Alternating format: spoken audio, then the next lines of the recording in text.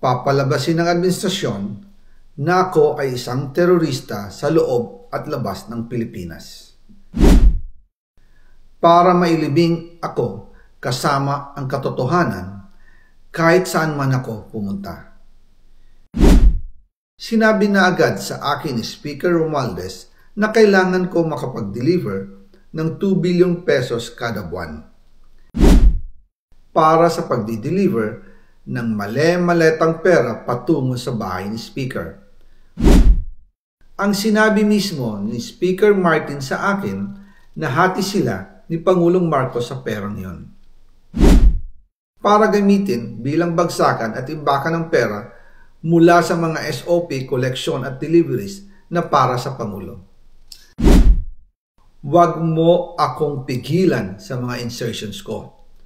Huwag ka nang makialam sa budget. Ang gusto niya ng 50 billion pesos na insertion. Ngunit ang sagot ng Pangulo, humingi ka ng bago or dagdag na insertions.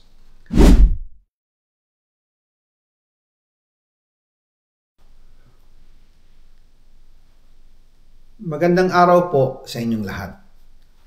Bago ko ipagpatuloy ang aking paliwanag, nais ko munang magpasalamat sa inyo. Maraming salamat sa inyong bukas na isipan, sa inyong pasensya, at sa pagtanggap ninyo sa mga impormasyong aking ibinabahagi. Alam kong hindi madali ang mga paksang ito. Mabibigat at mahirap tanggapin. Hindi po ako makauwi dahil malaki ang banta sa buhay ko. Ngayon naman ay meron kaming natanggap na balita. Papalabasin ng administrasyon na ako ay isang terorista sa loob at labas ng Pilipinas. Para mailibing ako kasama ang katotohanan kahit saan man ako pumunta. Pero mahalagang malaman ng taong bayan ang katotohanan. Muli, taos-puso akong nagpapasalamat sa inyong pakikinig. Una po sa lahat, sinasabi ng ICI at ni Henry Alcantara na 21 billion pesos daw ang napunta sa akin. Hindi po totoo yun. Wala akong natanggap na ganyang halaga. Ang totoo, mula 2022 hanggang 2025, ang kabuuang pera na dumaan sa akin para ibigay kay Pangulong Bongbong Marcos at kay dating Speaker Martin Romualdez ay umabot sa 56 billion pesos at hiwalay pa dyan ang 100 billion pesos insertion ng Pangulo sa 2025 budget. Pati na rin ang 97 billion pesos flood control insertion na inilagay sa NEP ng 2026 national budget.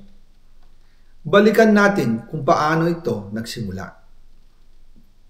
Noong 2022, kakaupo ko pa lang bilang chairman ng House Committee on Appropriations, sinabi na agad sa akin ni Speaker Romualdez na kailangan ko makapag-deliver ng 2 billion pesos kada buwan.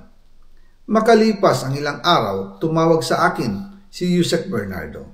Sabi niya, kailangan ng tulong ng Bulacan sa problema nila sa baha.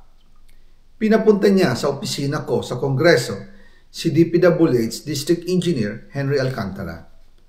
Sa naging meeting namin ni Alcantara, siya mismo ang nag-offer kung paano ang hatian sa mga proyekto ng DPWH. 22% para kay Speaker Romualdez, 2% para kay Yusek Bernardo at 1% para sa kanya. Doon po nagsimula ang tinatawag nilang deliveries. Ang sistema po ay ganito. Ang mga tao ni Henry Alcantara ay nakikipag-ugnayan sa mga tao ko na sina Paul Estrada at Mark Tiksay. Sila ang tumatanggap na pera mula sa mga tao ni Alcantara. Minsan sa bahay ko sa Valle Verde, minsan naman sa BGC parking. Pagkatapos nilang makuha ang pera, sila Mark at Paul naman ang nag-aayos o nakikipag-coordinate sa tauhan ni Speaker Martin Romualdez na si Jocelyn Sereno para sa pagdi-deliver ng male-maletang pera patungo sa bahay ni Speaker. Una, sa North Forbes Park sa McKinley Drive at nang lumipat siya sa number 14 Nara Street, South Forbes Park. Gusto ko pong linawin, hindi ako nakikialam sa mismong proseso ng paghatid. Dumaan lang po sa akin ang pera na agad dinideliver kay Speaker Romualdez. Ako lang po ang nagko-confirm sa text kay Speaker kapag nadala na ang pera sa bahay niya. At lahat ng ito, mula sa unang utos noong 2022 hanggang sa huling delivery noong 2025. Umabot sa mahigit 55 billion pesos plus ang naihatid sa bahay ni dating Speaker Martin Romualdez. Madalas hindi nabubuo ang hinihinging 2 billion pesos bawat buwan ni Speaker, kaya iyan ang final total. Ang sinabi mismo ni Speaker Martin sa akin na hati sila ni Pangulong Marcos sa perang yon.